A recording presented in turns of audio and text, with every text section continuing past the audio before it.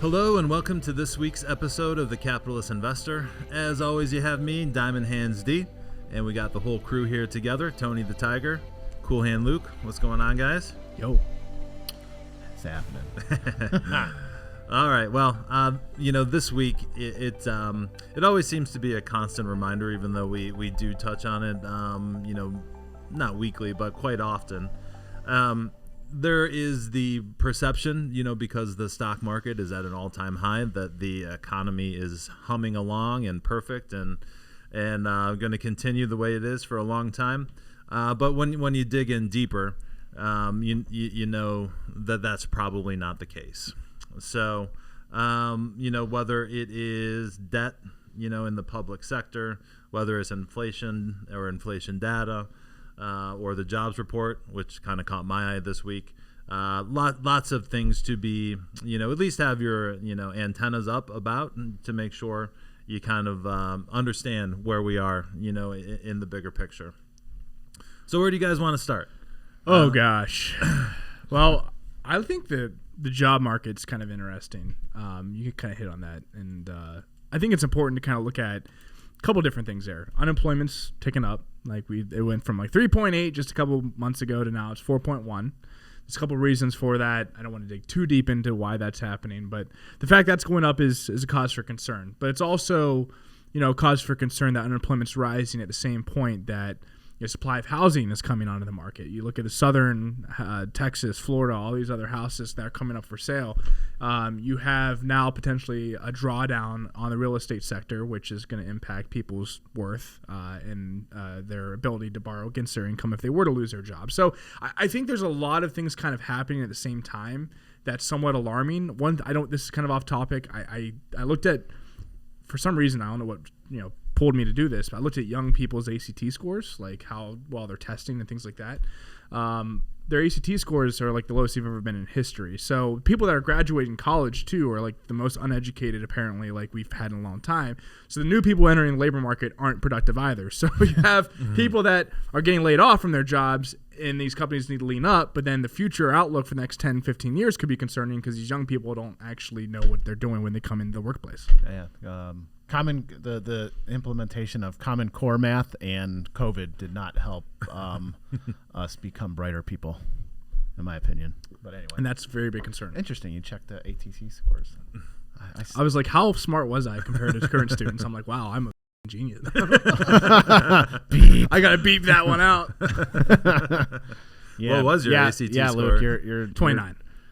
I never broke good. 30. Never broke 30, but 29. Luke's the Einstein of the office. No, I'm not. Just a little above average in every way. There we go. What do you think, D? Well, yeah, it's the article that I was looking at. It seems that some of the big cities are now just completely unaffordable. So the article I was looking at was talking about credit card debt accelerating, especially in California. It was the one I looked at. I don't care about California. they are an anomaly that no one should pay attention to nor pull statistics from. But go ahead. But how so many people live there. How do they afford it? It's they don't. If you're making $150,000 a year in LA, you're destitute. Yeah. I looked at that article too, and basically it's just young people that where the spike in the delinquencies are. Mm-hmm. And I think it's pretty simple. They the mentality of keeping up with the Joneses, watching Instagram, BS, I'm driving this car and I'm wearing this and I'm going here. I can understand why credit card is just flying.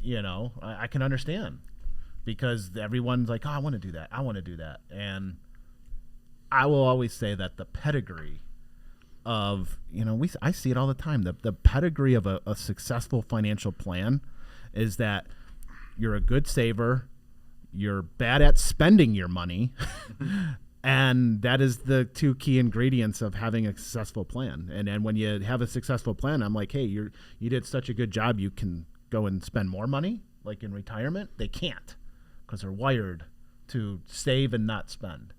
That's that's well, that it's simple. social media. Well, it's a bunch of 20, 30-year-olds, up to 40 Sure. probably, that have seen social media that are trying to be materialistic. And what you start to realize is the more things you buy and the bigger house you get, the nicer car you get, the less happy you actually get because you're strained for payments. So it's like people don't realize what's important in life. And I think that pendulum's starting to swing. The more worse off people get, the more it wakes you up, I think, to the fact that there's more important things in life than spending your money. Yeah. I mean, spending time with family, getting married, like all that stuff. Yeah, I mean, I think they're finally landing on, inflation as a whole number since January of 2021 is up 20%. I still call bullshit on that because if you go to fast food, go to McDonald's, like fast food is up 50 to 100%. Yep. Housing, I'm pretty sure, like, again, I go off of Zillow, and I don't know how accurate that is. I mean, just because they say my house is worth something, can I sell it? My house has been on the market for 20 days, Wow. and that's not good. I mean, but I would say that my house has appreciated, 30 to 50% in the last 4 years. Like, so there are a lot of things that have accelerated that can be causing this credit card. But now we take a look at job numbers. You said the job numbers are an issue. 4 of the last 5 months have been revised down. You don't really hear about that. Mm-hmm. For example, January said we gained 353,000 jobs, revised down to 256,000. I mean, they were off by 30%. How the hell is that happening? Beep, almost. Almost. And then for 2024 as a collective, it's, you start adding up all the months together, and they've revised down 250,000 jobs. In the last 2 months, part-time has picked up 300,000 jobs, but full-time employment is down over 600. But here's my spin on that. Okay. So I'm starting to think a little bit. I'm like, okay, people. Let's factor in the baby boomers here. The statistic is that roughly 350,000 baby boomers are exiting the workforce on a monthly basis. So 4 million people a year. How does that factor in? It factors in a ton. How? Like, so is the economy even worse? Because 350,000 people are leaving and we're only adding 250,000. Yes. Is that what's happening? Yes. Okay. Then this is bad. And a good chunk of them are government jobs. That was government. I know we've talked about this before, but adding a government job is not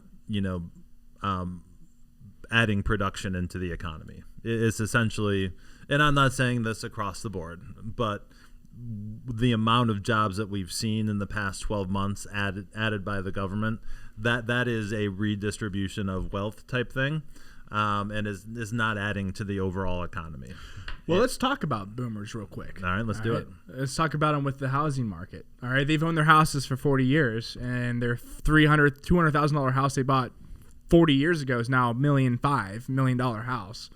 So they're selling their houses, and they're now downgrading to a smaller ranch, whatever it be, which is one of the reasons why I priced my home a little higher than what probably the market price said, because I was hoping to attract that boomer that was retiring, that could pay cash, downgrading their house. But what I think is going to happen is, let's talk about this with the housing market. A lot of those big houses, that are $1 million houses now at this point, like those are done for. Like the younger generation doesn't want a big house. They don't want a big house, and they can't afford a big house. Yeah, they can't afford it. So what's going to happen is all these 2-bedroom, 3-bedroom are going to continue to get bid up by these boomers. So you're going to see like 2-bedroom, 3-bedroom continue to rise, but these like $1 million houses crash, and then you're going to see a lot of people that still are holding the bag on that lose their kind of net worth on that kind of over leverage themselves. So that's going to be another way that unemployment could spike, or that delinquencies could spike, whatever it be, from that standpoint. And also, location matters. Like the Sun Belt is in a really bad spot. The South is in a really bad spot. Midwest and Northeast are not in a bad spot because supply is not ticking up there. So it's just these places where people flooded to is somewhat concerning, and the boomers have created that too, because a lot of these boomers are retiring in Florida and Texas and all these South states. So it's created this like demand spike. A lot of these people that are building these houses, and now there's too much supply out there, and it's going to screw the younger generations. But I've said this before, is that when mortgage rates were 8%, nobody's going to give up their 3, 4, or 5% mortgage. Now that interest rates are closer to like 6.5, now you're starting to get the people to move, and now they're like, okay, if this is the trend, it's finally the mortgage rates are finally creeping over and getting lower. Okay, I'm going to go buy a house, get my mortgage and refinance in a few years when it gets down to 4, 3.5, whatever, wherever it lands again, right? So I've said this in the past. House will come down when interest rates for mortgages, the 30-year mortgage, comes down. I figured it'd be closer to 5, but it's already starting to creep now that we're at like 6.5, because there's demand to just move. Just bigger houses, smaller houses, but no one wanted to release that 2.5 to 4% mortgage. I've been saying that for a while, and it's starting to maybe come to fruition. So we'll see. Yep. All right. Well, where do we go from here, though? I guess is the question, guys. Like before we end on this, where do we go in the next year? Is more cracks going to form? It seems like a lot of bad things are lining up together, like unemployment, delinquencies, on top of potentially housing markets starting to turn around a little bit in different locations. Like where do we go from here? Is this just a temporary blip and we get back on track? Is this the start of dominoes falling and I think things have been really good for a long period of time. I think it's okay for a breather.